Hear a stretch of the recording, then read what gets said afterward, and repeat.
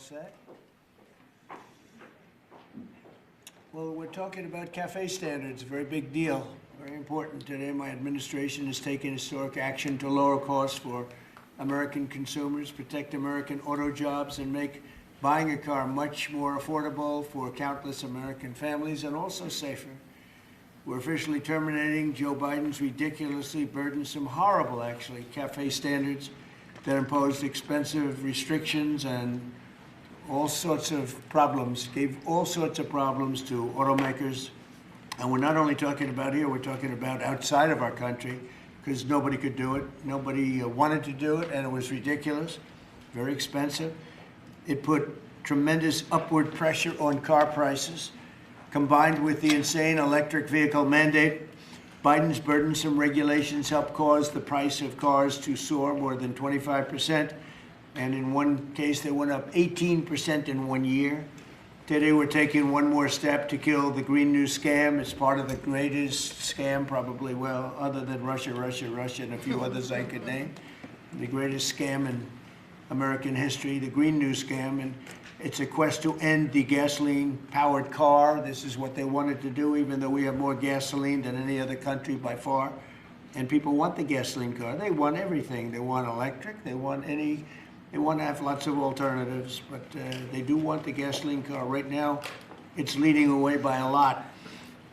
The car business is a very interesting business, but we want to keep it that way.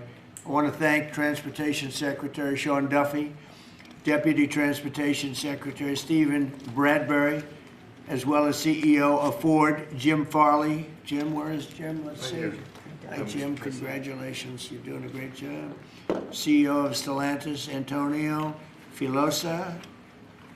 Thank you very much, Antonio. Chairman of the National Automobile Dealers Association, Tom Castrida. Yes, sir. Thank you very much, Tom. Great to have you. And Manager of General Motors Orient Plant, John Urbanek.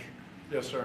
Thank you, sir. Great to have you guys here. And you're going to say a few words in a minute about how ridiculous this was, but we've just freed you up. So you're going to have a good day. You're going to have a good number of years. Thanks as well to Senator Shelley Moore Capito, Ted Cruz, Kevin Kramer, Marsha Blackburn, Eric Schmidt, and Bernie Marino, as well as Representatives Sam Graves, Vern Buchanan, Mike Kelly, Roger Williams, Lisa McClain, and Troy Balderson. All great people. These are great people. And I know there's a lot of support long beyond the people that are here. We had tremendous support on this. From day one, I've been taking action to make buying a car more affordable. I signed an executive order to end the unfair, expensive electric vehicle mandate. As you know, we had to have an electric car within a very short period of time, even though there was no way of charging them and lots of other things. It would have cost $5 trillion to build the charging plants. And as you know, in certain parts of the Midwest, they spent, to build 9 chargers, they spent $8 billion. So that wasn't working out too well. That was done before me, by the way. I wouldn't have let it go forward. We're canceling the EPA's absurd tailpipe emission standards, one of the most important things that I've never had a group of people come to me more powerfully and really just devastated that they had to do it. It was killing them than the automobile manufacturers, the tailpipe emission standards. And I can tell you, your people at Ford were coming to me all the time, and they were saying, like, please, it doesn't do anything, and it's killing us. And it's driving the cost through the roof. And we revoked Biden's emissions waiver for California so that California communists could not regulate the automobile industry and ruin the entire nation of automobiles. And they were doing that, too. But we have that now under control also with your governor, who's got much more than he can control. Now, under the new rules being issued today by Secretary Duffy, the Department of Transportation will rescind the Biden fuel economy prices. And I hate to say that because they were really not economy. They were really, they were anti-economy. They were horrible what they were doing to the costs and actually making the car much worse. But these policies forced automakers to build cars using expensive technologies that drove up costs, drove up prices, and made the car much worse. The action is expected to save the typical consumer at least $1,000 off the price of a new car, and we think substantially more than that. Under the Trump administration, $70 billion are now being invested in the American auto industry. Ford has announced it will invest $5 billion across its Kentucky and Michigan plants. Is that a correct statement? That's right. That's a lot, $5 billion. You could do more.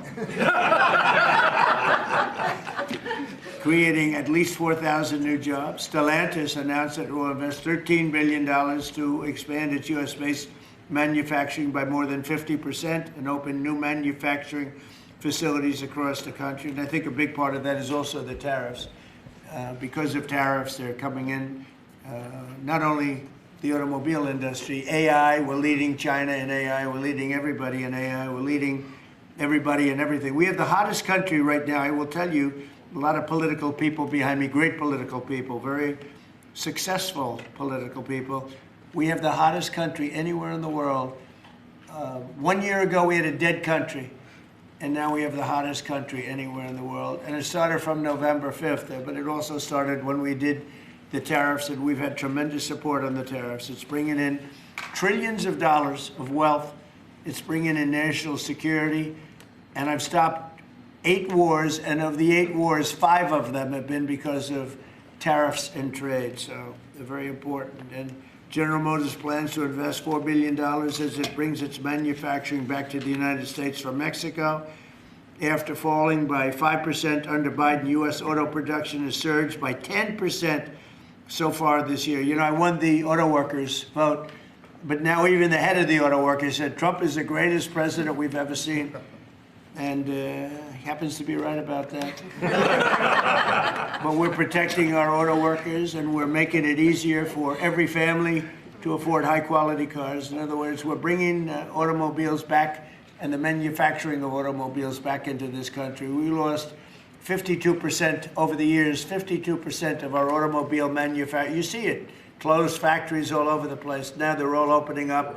They're being, in most cases, they're being knocked down, and new ones are being built in their place. And a big beneficiary is the state of Michigan, but South Carolina, even states that didn't really do too much with the automobiles, they're opening up plants. It's been amazing. So between automobile plants, AI plants, and plants of every other nation, really every other type, including chips, we're going to have a big percentage of the chip market very soon. Not because of the CHIPS Act, which was horrible and ridiculous, where we just gave these companies billions and billions of dollars, and they just kept the money, but because of what we did with tariffs. They have to build here, otherwise they're going to have to pay tariffs. They won't be able to do business in the United States. And we're going to have a big percentage of the chip industry. As of about a year ago, 2 years ago, we had none. And now we're going to have a very big percentage when it all finishes out. So I'd like to ask Secretary Duffy to speak, and then Mr. Farley, and then Filosa, and Urbanik, and Castrita. And also, we're going to ask some of our political leaders to speak, because let me tell you, they went out of their way. This was not easy. And people were brainwashed. This is a green new scam. And people were paying too much for a car that didn't work as well. And now they're going to have a great car that's going to be environmentally friendly, but it's going to cost you a lot less, and it's going to work great. All of the nonsense is being taken out of the cars. So, Secretary Duffy, could you say a few words? Thank you, Mr. President. So yesterday at the cabinet meeting, the president was talking about affordability, and the way that Democrats talk about affordability is a lie. Today is a perfect example of that. So these CAFE standards used what was contrary to the law. The Congress set a rule that says you have to look at combustion engines. Biden and Buttigieg actually did an analysis using... Edge. I'm sorry. Buttigieg used EVs and hybrids to come up with a 62 mile an hour per gallon standard, which I think the car companies will tell you is completely unattainable. So they spent a lot of money on technology trying to meet the unattainable standard, driving up the cost of a car, number one. And then number two, if they couldn't meet the unattainable standard, they had to trade for carbon, costing billions of dollars, and again, driving up the price of the car. So, Mr. President, what Democrats were doing were not making cars more affordable, they're making them less affordable.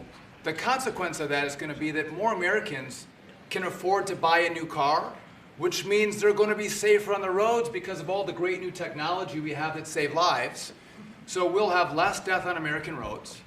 These rules are going to allow the automakers to make vehicles that Americans want to purchase, not vehicles that Joe Biden and Buttigieg wants them to build, which is important.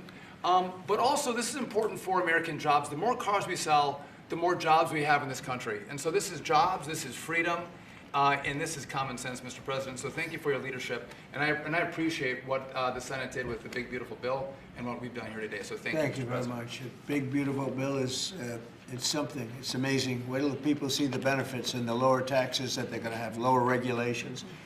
So, how about Ford? Mr. President and Secretary, all the important lawmakers here, competitors, today is a victory of common sense and affordability. We're very proud of Ford to be the #1 auto producer in our country. 80% of the vehicles we sell here we make in our country. Right. And we never left, unlike many of our competitors. We're the #1 exporter, and we have the most auto factory workers. And this CAFE standard that is aligned with customer demand is the right move for a lot of reasons.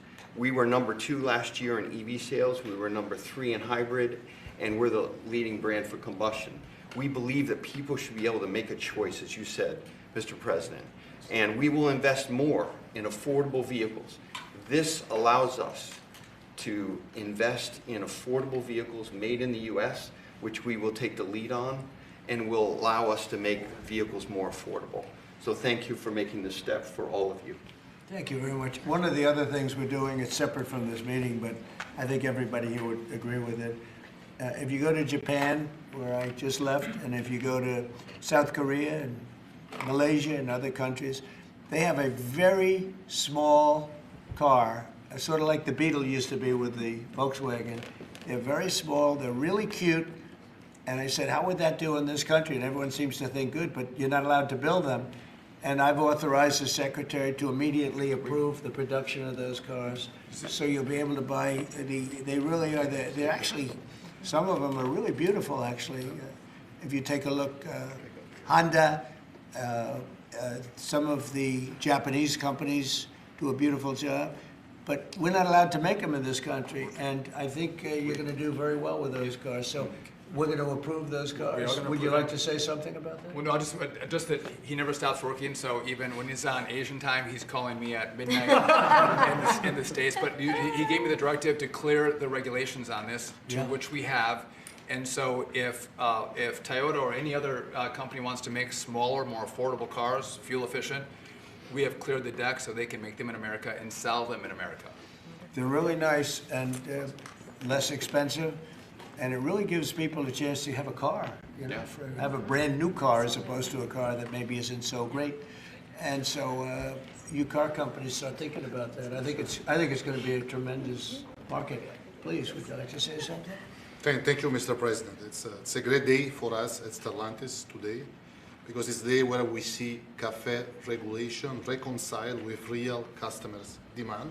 That's why at Stellantis we decided to invest to Jeep, Ram, Dodge, and Chrysler $13 billion in the next 4 years, increasing production by 50%, delivering to the market 5 new vehicles, and creating 5,000 additional jobs. That's because we believe in what you, Secretary Duffy, and all your team is doing in this country.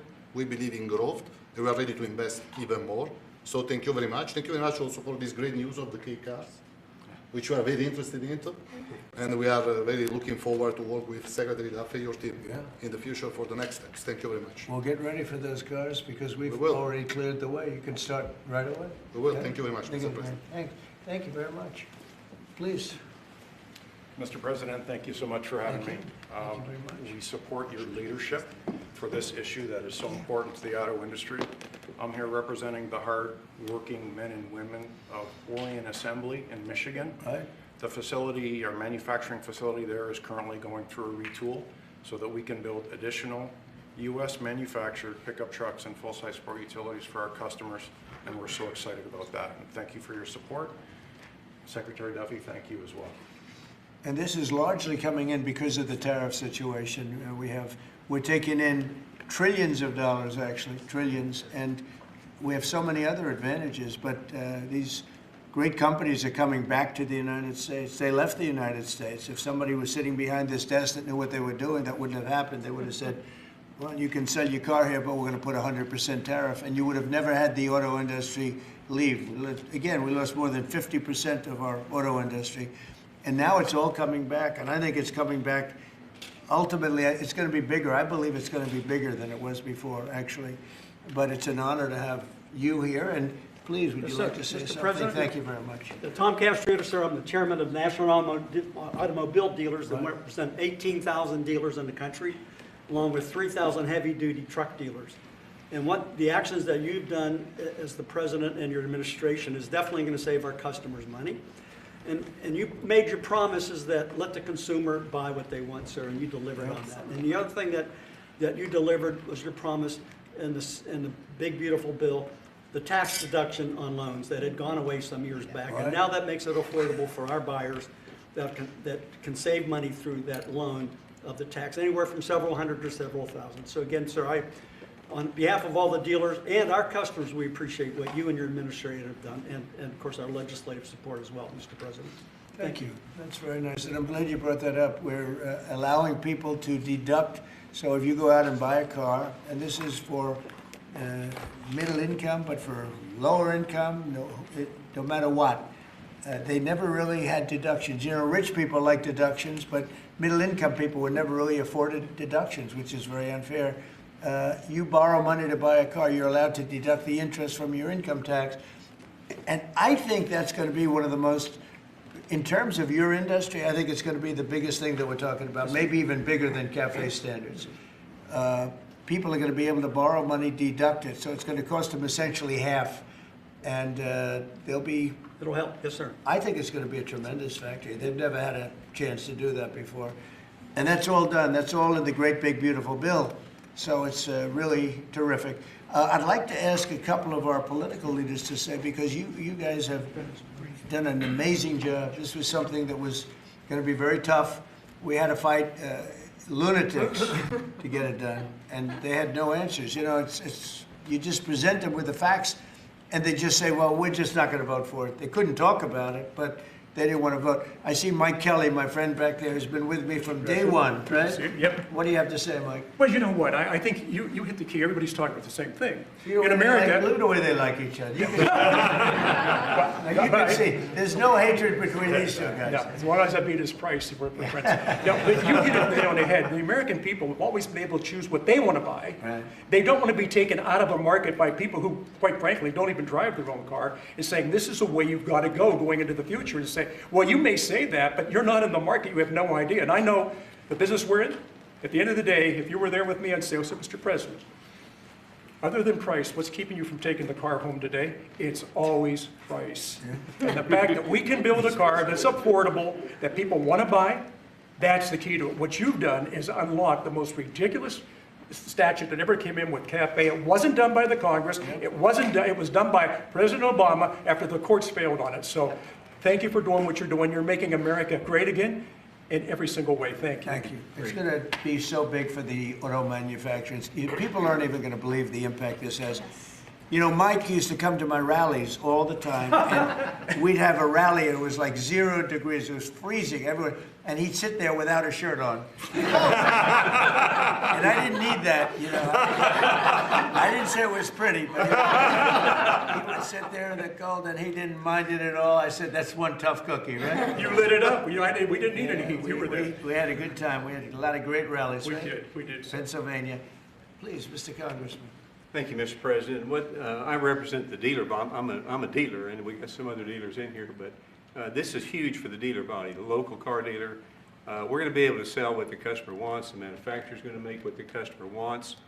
We've got all kinds of options to the big bill. It's going to enable people, as we talked about, to deduct payments and so forth. As we say in the business, they've never been cheaper than they are today, Mr. President. And it's going to be a great opportunity for the dealer body to sell what consumers want. And 99% of the businesses in America are small businesses. Many are car dealers, employ a lot of people. It's going to be a great year for us. We appreciate your leadership, and we appreciate, man, from a retail standpoint, we appreciate the manufacturers going to step up and build cars that customers want and that we want to sell. So thank you very much. It makes it a great country.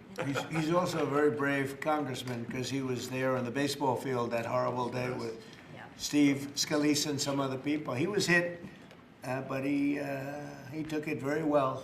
He took it very well. You're my pal. Thank you. That's a great job. Appreciate you. Great job. Appreciate it. Kevin, could you say a few words of wisdom? One of the really smart economic forecasters, I will tell you. Beyond an economist, he's a real forecaster. Please. Sir, I think that there's a massive macroeconomic benefit to what we're doing today.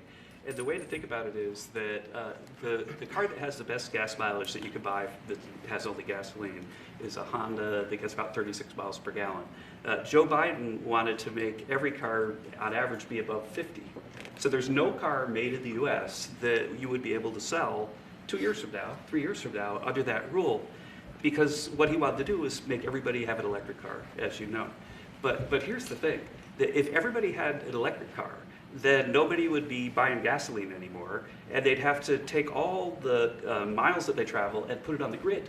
And so we would have to increase the production of electricity in the U.S. by 25% over the next couple of years if they had their way. And so you've really stopped a massive disruption for the economy with this. So thank you, sir. And that wasn't the main reason, and yet it certainly is a main reason. You wouldn't have been able to do it even if you wanted it. It's just so crazy. That was the mandate, which we ended. Troy, would you like to say something? Great honor, thank you. My family is a former dealer, 48 years, Chrysler Dodge dealer. And then I got into the political world, sir. Yeah. I had more fun in the dealership world, but I miss it. But I still play a big role in automobiles and grateful. I remember under President Obama when the CAFE standards changed, as Mike brought up, and going through those challenging times. As a Chrysler dealer before Stellantis came along, it was Daimler before you guys got it. So thank you very much for being here and making these changes. And as you said, that interest on the car loan piece was big. And I know that Bernie led the charge on that in the Senate and get it into one big, beautiful bill. That really is a big deal, and people need to understand how big a deal that is. You did a great job. And by the way, we had a great victory last night. Matt is going to be a great. Kind of like our race, huh? He's going to be a great congressman. I think so. Really, like us, right? Yeah, like us. One of my early endorsements, right? Yes, sir. Can we talk about it? You're right here. Is a man. Come in. Let me say hello to you. Please go ahead. Thank you, Mr. President, you. for your leadership. But the thing I've admired most, you've been in business, you've been in the battles over the years, and you're helping us lead us out. Most people that are up here have no idea about business or small business. That's Makes true. a big difference. One is. Number two is, I would just say in terms of the tax stuff we're talking about, one of the things that get missed, and I'm in Florida, Sarasota region, is the ability to deduct. Most people have a small business, they'll have a lawn business, they'll have this, that, they buy a new or used truck. They can take that deduction, let's say they're in a 20% tax bracket, but the vehicle's 60 grand, they can take 20% of the 60 grand, get a $12,000 write-off. They can pay their payments for the first year. That's a powerful tool we don't talk about, I don't know why, but at the end of the day, because of what you've put in place, full expensing, that's the tool that it would use. And you could just think about all the people in Florida, just general places, they're buying old vans or new vans, they're buying trucks, mainly trucks, and they're getting a deduction. They don't even have a payment for a year. That's right. So it's one of the best things for One Florida. of the biggest everybody things else. in the expensing. Expensing is a powerful tool. They can write the whole asset off the first year, take that deduction, put $12,000 in their pocket on a $20,000. Well, let me mention one other thing. They got into the e-vehicles, electric cars. And I'm talking to dealers that come in and talk to me, and basically, they couldn't sell one, they couldn't give one away, and when these companies, or they got in because of whatever political pressure under Biden administration, and they end up realizing that they got no market. A guy says, the car's been sitting there a year, I can't get rid of it. So they don't understand the market. The people produce the vehicles, and that's made a big difference in your leadership. But thanks for what you're doing here today. It's big, it's huge, it'll make a big difference. $12,000 on a $60,000 vehicle, up front, day one. Thank you. Thank you very much. Great job. Yeah. You know, we're just talking about something that's interesting. Ford would make, and I don't want to speak for Ford because we have one of the top people right here. Mr. President, it's fine if you want to talk about Ford. Ford would make numerous electric cars in order to sell Yes. one Ford 150. Yes. Because they'd make all their money with the 150. Yes. And they were willing to lose money on building 2 or 3 electric cars that they couldn't sell in order to make some money on the 150, because the 150 is a monster. I'll tell you what, that, no matter where you go, they love that Ford 150. Yes. But isn't it a ridiculous model when you have to build 2 or 3 cars that you know you're not going to be selling or not be selling for much in order to really do something that you should have the right to do, which Yes. is make a car that you want to make Yes. and that the market wants, right? So congratulations on the 150. Thank you. Best-selling vehicle in the United States. Just saying. Look at that. Now it's 100% built in the United States. now it's only going to do, no, but it really is, it's amazing. It's an amazing brand. There was a lot of stupid things done here. What would you like to say? Yeah, I thank you, Mr. President and Secretary Duffy and all of us. You know, one of the last times I was here is when you signed the electric vehicle CRA, Congressional Review Act, that all of us participated in, the beginning of really making common sense, because it was going to impact 17 other states and really a large part of our economy. This is about affordability here. I'm just going to say one thing. Well, maybe I already said one thing, so now I'm going to say 2 things. When we talk about a car and auto, we sort of talk about just, oh, we need a car. Do you know what a car does for a family? You can take your children to school, you can go to the store, you can visit your mother, you can go to church, you can have a job, you have the flexibility that you need. A car for an American family is about a roadway to prosperity. Big deal. It's a big deal. And so by making them more affordable, making them more choice-driven by what families want and need, today is a great day for the American family. Absolutely. Thank you. Absolutely, and the American worker. Say. Well, thank you, Mr. President and Secretary Duffy, and to my colleagues that are here. In Tennessee, we make great automobiles, and we have a fantastic workforce. And whether you're GM or Ford, with their new investment in Tennessee, or Nissan or VW or Toyota with the engine plant, what you see is the components that are necessary to build these cars.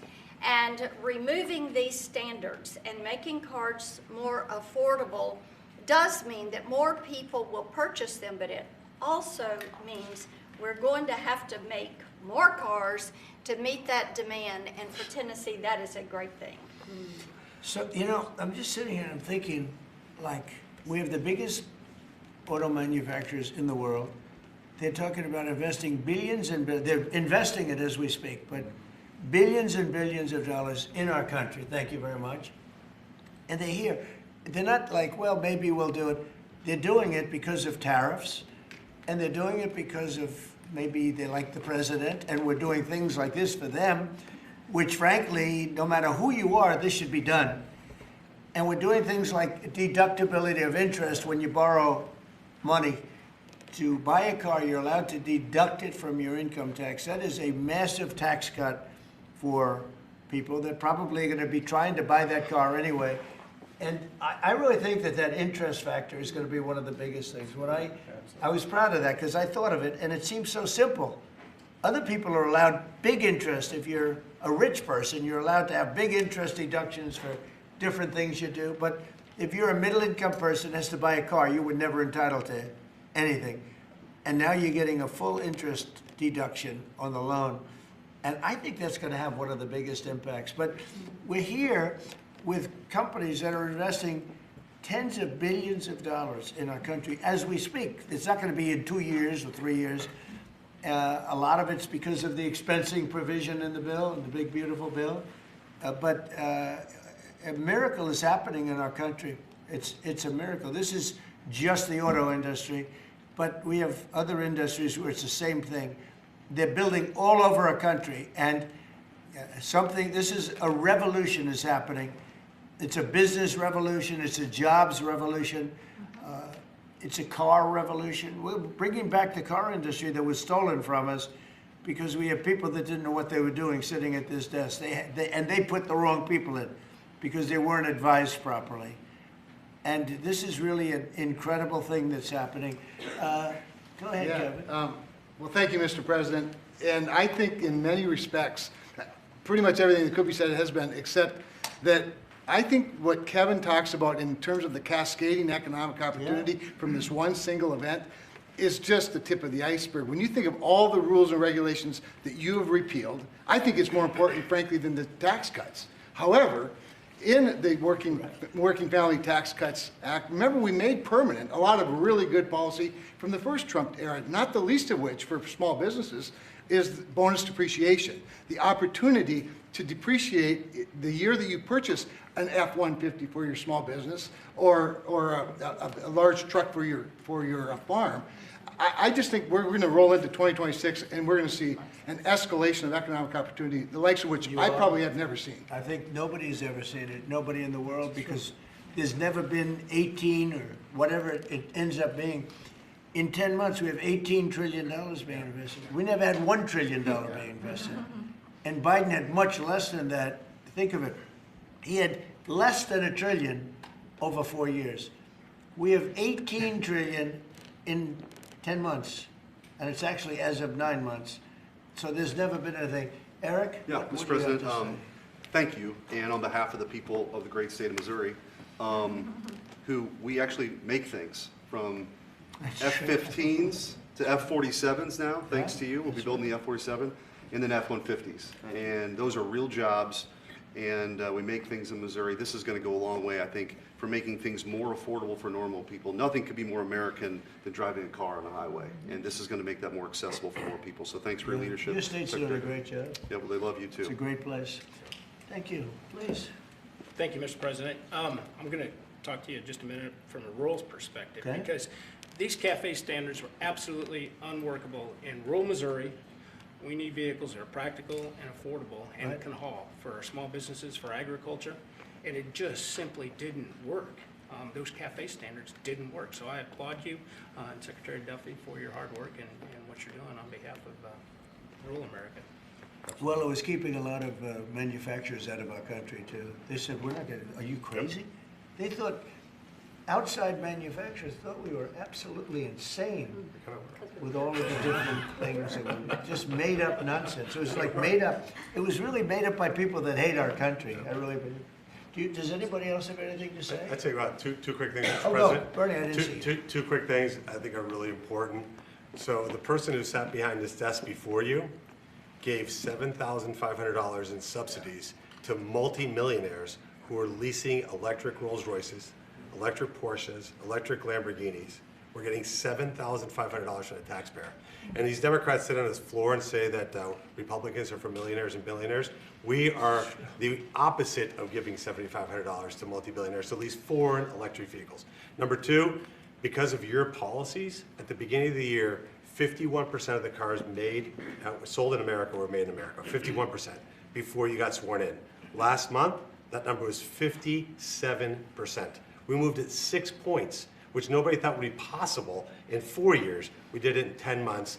That's something that maybe the news should cover a little bit more. And we've driven down the price of automobiles. The car prices for consumers are down before you did. Just about everything is down. You know, this whole thing is, they use the word affordability. It's a Democrat hoax. They're the ones that drove the prices up. And all they do is say, affordability, and you're supposed to say, oh, that means they had low prices. No, we inherited the worst inflation in the history of our country. They say 48 years, but let's say that's history. I don't believe that. Biden had, because of his stupid ways and between his energy policies and his spending policies, we had the worst inflation in the history of our country. And now our prices are coming down. And they're coming down for cars, and they're coming down. I mean, did you hear yesterday when Chris Wright from Energy, the head of energy in our country, said there are now parts of our country, it's all happening, $1.99 for gasoline, a gallon. And we have it at $2.50, $2.60. It was at $5. And that's bigger than any tax cut we could give. And, you know, for the average family, that's considered bigger than any tax cut. So the word affordability, when they mention it, you ever watch them? It's all about, I saw the young lady that lost last night. She lost by a lot more than they thought. And we have a great new candidate in Congress, really great, Matt Van Epps. But I saw last night, she said, it's all about affordability, all about, they never talk about like the specifics. Right. Everything was through the roof. Eggs, when I took over, eggs were 4 times higher than they ever were. We got the prices down to the lowest level. Yep. I mean, amazing. But they never, you gotta watch, they're great con people. It's like the Inflation Reduction Act. And after they got it approved, because everybody said inflation reduction, they admitted it had nothing to do with reducing inflation. It's a con job. I think affordability is the greatest con job. They look at you and they say, affordability. They don't say anything else. Everyone says, oh, their prices were so low. No, they had the worst inflation. We had the highest prices we ever had, and now they're all coming down, including beef is coming down. Beef was up there a little bit. Our ranchers did well, but we got to make them do a little bit less well, perhaps. But the beef is now coming down. Coffee is now coming down. It's all coming down, and it's a beautiful thing to see. But remember this, when they use the word affordability, they just say, they never say anything else. This election's about affordability, and then they go on to the next subject. It's a con job. They caused the highest prices in the history of our country, the worst inflation in the history of our country, and we're getting those prices down, and they're coming down rapidly, and you'll see those results very soon. Anybody else want to say a few words? Oh, Ted, I can't believe it. I'm easy to miss. I didn't see it's very rare that I would miss it. Go ahead, Ted.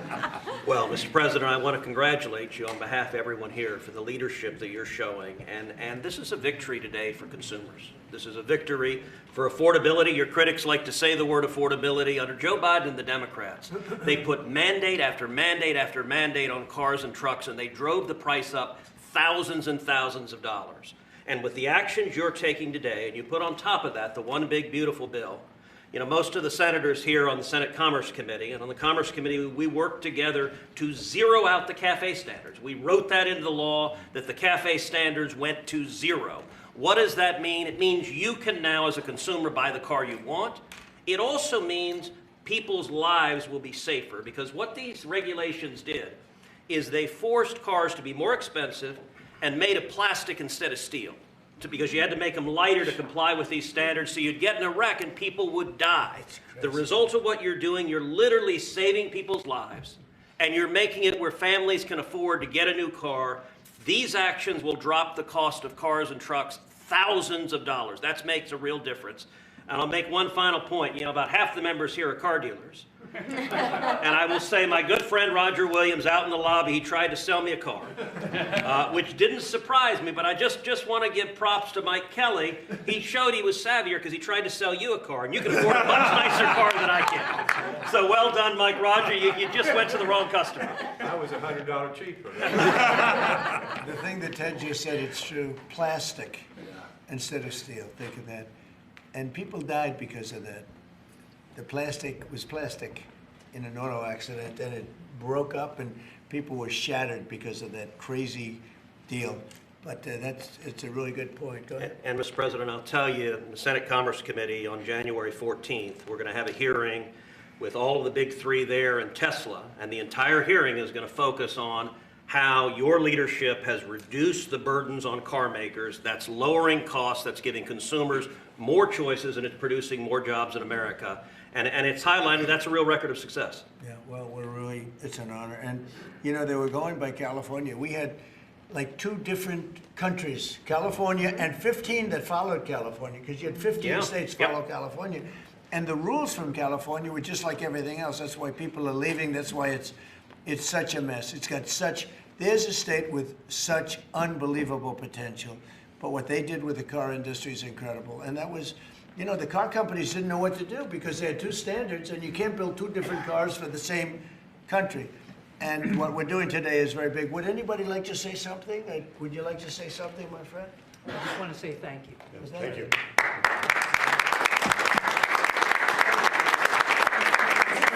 Brian, Mr. President, thank you. And, Once again, and we love you, Brian. Oh, I love you too, Mr. Okay. President.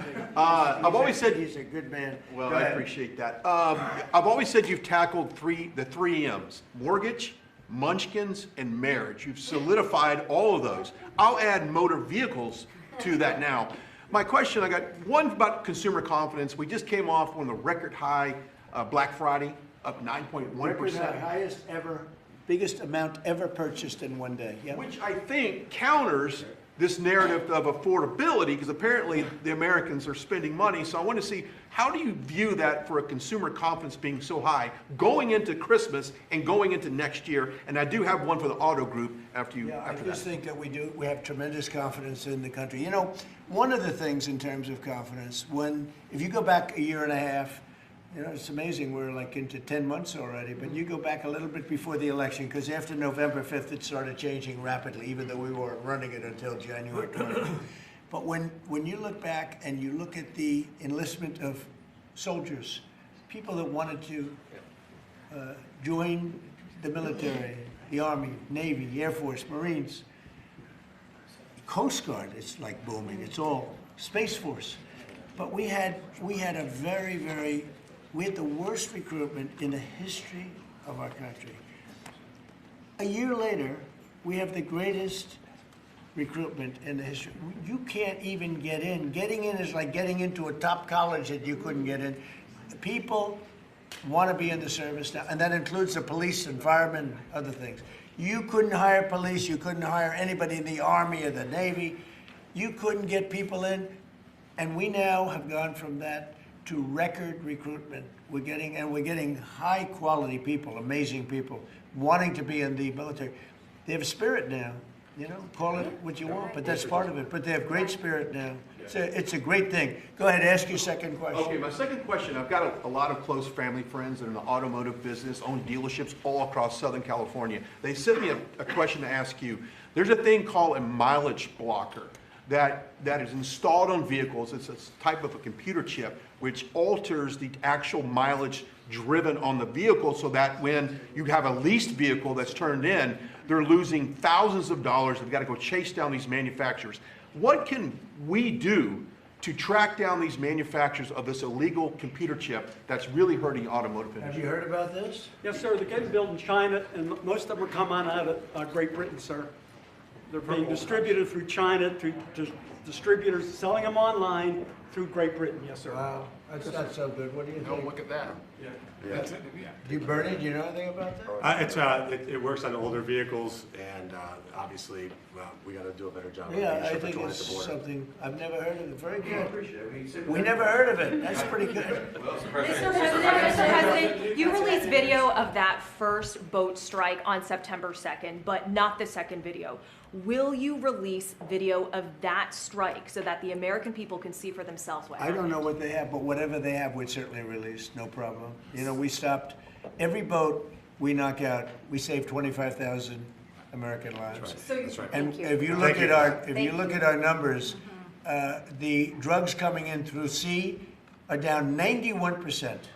I'm surprised there's 9% you want to. I don't know who's doing the 9%, but it's down 91, and we're going to start very soon on land, and I'm sure you're thrilled to hear that. Mr. President, on Ukraine, Steve Witkoff and Jared Kushner were there last night with Vladimir Putin.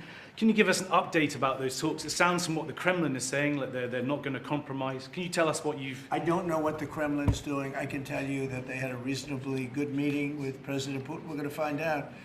It's a war that should have never been started. It's a war, if I were president, we had a rigged election. If I were president, that war would have never happened. It's a terrible thing. But I thought they had a very good meeting yesterday with President Putin. We'll see what happens. It's, you know, when I was in this office and I talked about no cards, I said, you have no cards. That was the time to settle. I thought that would have been a much better time to settle. But they, in their wisdom, decided not to do that. They have a lot of things against them right now. But you have President Putin had a very good meeting yesterday with Jared Kushner and with Steve Witkoff. What comes out of that meeting, I can't tell you, because it does take two to tango. You know, Ukraine, I think we have something pretty well worked out with them. They're very satisfied, considering. But the sad part is if our president, no war would have ever happened. They would have had 100% of their territory. Nothing would have happened. It's a very sad situation. So think of this. Last month, 27,000 soldiers. 27. That's like you take a stadium, a football stadium, not an arena, and you cut it in half. 27,000 people died, mostly young soldiers, died last month, in 1 month. And that's the only reason I'm involved. You know, we're not spending any money in the war. We're selling to NATO. We're not being ripped off like we were under Biden. Biden was handing everybody everything we had, giving them all the missiles, everything they wanted, free, no charge. He had no idea what he was doing. They're paying top dollar, full price for everything. Goes to NATO, and then NATO distributes it. NATO pays us. So it's not money. We would all, I think I can speak for everyone behind here.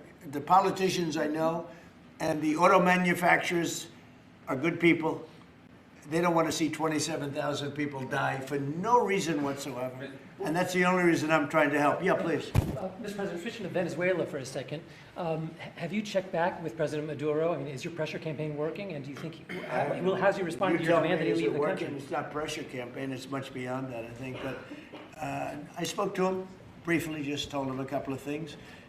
We'll see what happens with that. Venezuela sends us drugs, but Venezuela sends us people that they shouldn't be sending. They emptied their prisons into our country. They sent us killers, murderers. They sent us drug dealers at the highest level. They sent us gang members. They sent us people from their mental institutions. They emptied their mental institutions into our country. And so did other countries, because we had stupid people running this country, really stupid people. And I think probably you had some stupid ones, and you had some smart ones, but there were bad people too. Because not all of them were stupid. You can't cheat on elections like they did and be stupid, okay? Mr. President, did you talk to him a second time or just that one time? What's that? To Maduro, did you speak to him again? No, I didn't. Mr. President, if you do find... When you spoke with Mr. Witkoff and with Mr. Kushner... Last night, did they give you the sense that President Putin still wants to end the war, wants to make peace? He would like to end the war. That was their impression. Now, whether or not, you believe that was their impression. You know, their impression was that he would like to see the war ended. I think he'd like to get back to dealing a more normal life. I think he'd like to be trading with the United States of America, frankly, instead of, losing thousands of soldiers a week. But their impression was very strongly that they'd like to make a deal. We'll see what happens. Mr. President, if the boat strikes, if it is found that survivors were actually killed while clinging on to that boat, should Secretary Hegseth, Admiral Bradley, or others be punished?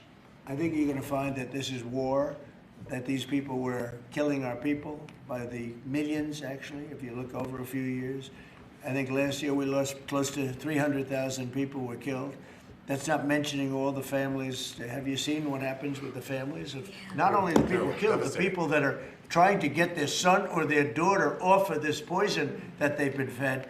I think you're going to find that there's a very receptive ear to doing exactly what they're doing, taking out those boats. And very soon we're going to start doing it on land too, because we know every route, we know every house, we know where they manufacture this crap, we know where they put it all together. And I think you're going to see it very soon on land also. Yeah, please. So to be clear, you support the decision to kill survivors after the initial No, I strike? support the decision to knock out the boats. And whoever's piloting those boats, most of them are gone. But whoever are piloting those boats, they're guilty of trying to kill people in our country. Yeah, please. The House Judiciary Committee has subpoenaed Jack Smith to ask about his investigation of you. I wondered, for a deposition, I wondered if you'd prefer to see that as a hearing so that the American public can see the questions and the responses more easily. I'd rather see it probably at a hearing. Look, Jack Smith is a thug. He's a failed prosecutor. He's a bad man. He's an evil man. He hurt a lot of people. Forget about me. I do this stuff, but I got indicted many times by a guy that they were dismissed. He's a bad guy. He's a sick man. There's something wrong with him, actually. I think Jack Smith is a sick man. There's something really wrong with him. I'd rather see him testify publicly because there's no way he can answer the questions. But Biden knew this was going along. Kamala knew it was going along. And there's a lot of things happening right now that they don't like. One of the things is the auto pen. Everything he signed, almost, with the exception of the pardon of his wonderful son, Hunter, just about everything he signed was not signed by him. He had no knowledge of it.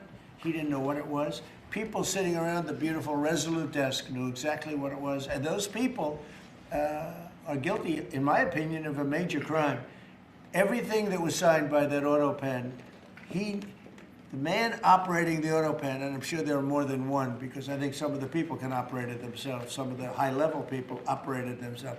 They would just go in and sign his name with an auto pen onto very important documents, not only pardons, but policy, maybe CAFE standards, okay, as an example. Who signed CAFE? If you ask Biden what's a CAFE standard, he would have absolutely no idea. He'd say, where is the cafe located? The guy didn't know anything. Look, that just shows you what a rigged election can be, but you understand what I'm saying. Thank you. You've had conversations with Jensen. Right, so. Smart man. In your conversations with him, have you kind of given a sense of where you are with export controls and the types of chips that NVIDIA can give to China? He knows very well. He's done an amazing job. NVIDIA, very good. Yeah. Mr. President, when do you expect for phase 2 of the Gaza peace plan to be implemented? And Well, it's going along well. You know, they had a problem today, I understand, with a bomb that went off and hurt some people pretty badly, probably killed some people. They're telling me it just happened. But it's going on very. We have peace in the Middle East. People don't realize it. We have tremendous support. 59 countries. There's tremendous support. But phase 2 is moving along. Yeah, it's going to happen pretty soon. Mr. President, did you speak with House Republican leadership about your decision to pardon Congressman Henry Cuellar? And are you concerned that you made a vulnerable Democrat perhaps less vulnerable with that decision? It didn't matter. He's a respected person. He was treated very badly because he said that people should not be allowed to pour into our country. And he was right. He didn't like open borders. He was on the border. You know, he represents a very respected man. He represents the people on the border. And he saw what was happening. And as soon as he made that statement, I then said, I'll bet he gets indicted. And that's what happened. You know, I put out my truth from that. Well, I did a truth. Wonderful truth. We love truth. But what happened is he got indicted for speaking the truth. And his wife got indicted, Imelda. And that's sort of a first. Usually they leave the wives alone, right? Don't they, Congressman? Yeah. Typically they indict somebody, put him in jail for the rest of his life, but the wife can just sit home and cry, or she'll find a new man. You know? A lot of times they find a new man that makes them much happier. In fact, a lot of times they like that man better than the one that's in jail. Mr. President, thank you. The mayor of Minneapolis, Jacob Frey, is saying that he's actually proud to have the largest Somali community in the country, and his police chief Well, then he's a fool. Well, his police chief is also saying I wouldn't be proud to have the largest Somalian. Look at their nation. Look how bad their nation is. It's not even a nation. It's just people walking around killing each other. Look, these Somalians have taken billions of dollars out of our country. They've taken billions and billions of dollars. They have a representative, Ilhan, Omar, who they say married her brother. That's a fraud. She tries to deny it now, but you can't really deny it because, you know, it just happened. She shouldn't be allowed to be a congresswoman, and I'm sure people are looking at that. And she should be thrown the hell out of our country. And most of those people, they have destroyed Minnesota, okay? Minnesota, you have an incompetent governor. You have a crooked governor. He's crooked as hell, but he's incompetent. Waltz he should be ashamed. That beautiful land, that beautiful state, it's a hellhole right now. And the Somalians should be out of here. They've destroyed our country. And all they do is complain, complain, complain. You have her. She's always talking about the Constitution provides me with, go back to your own country and figure out your Constitution. all she does is complain about this country. Without this country, she would not be in very good shape. She probably wouldn't be alive right now. So Somalia is considered by many to be the worst country on earth. I don't know. I haven't been there. I won't be there anytime soon, I hope. But what Somalia, what the Somalian people have done to Minnesota is not even believable. It's not even believable. And a lot of it starts with the governor. A lot of it starts with Barack Hussein Obama, because that's when people started coming in. And you have to have people come in that are going to love our country, cherish our country. They want to kiss our country goodnight. They talk about our country. We want them to pray for our country. This is not the people living in Minnesota. And she's a disaster. She should not be, and her friends shouldn't be allowed. Frankly, they shouldn't even be allowed to be congresspeople, okay? They shouldn't even be allowed to be congresspeople, because they don't represent the interests of our country. Anybody else? The automakers spent billions on meeting the Biden EV rules. Should they be able to recoup that somehow, given the change? And there's a question about the bill. No. I'm not letting them recoup. They're going to do just fine. You know how they recoup? From this point forward, they'll do very well. Can you also talk about the USMCA and what you're thinking about renegotiating that with the automakers? Well, that's just an ongoing thing. It expires in about a year, and we'll either let it expire or we'll maybe work out another deal with Mexico and Canada. But look, Mexico and Canada have taken advantage of the United States, like just about every other country, in all fairness. It's not them, I'm not blaming them.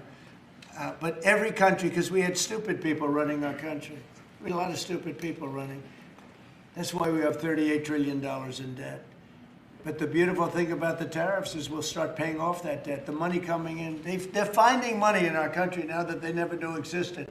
The other day, $30 billion. Where did it come from? I said, why don't you check the tariff shelf? They said, sir, that tariff hasn't started yet. It doesn't start till January. I said, no, it started 2 months ago. They called back, sir, you're right, it was from tariffs.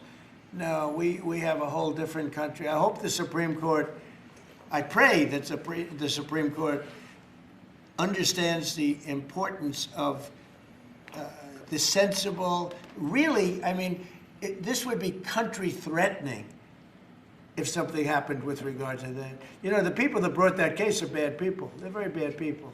They hate our country. They represent foreign countries, including China. But they represent, and China's paying us a lot of money now in tariffs, but they represent people that really don't like our country much. And I know some of them, and they're scum. In my opinion, they're scum. They're absolute scum. And they're not suing for any good reason. They're just suing to see if they can stop it, because they make money if this country does badly. You know? So, but we're taking in trillions of dollars. We're stopping wars. We have great national security because of tariffs. And then to think that we have to even go and justify this. The reason a lot of these people, I can tell you this, maybe we would have had the political people, we wouldn't have these people without tariffs.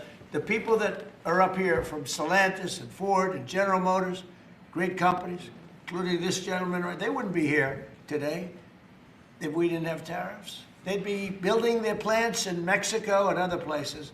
They're leaving Mexico and they're leaving Canada. They're leaving because they ripped off our country. They took our businesses away from us.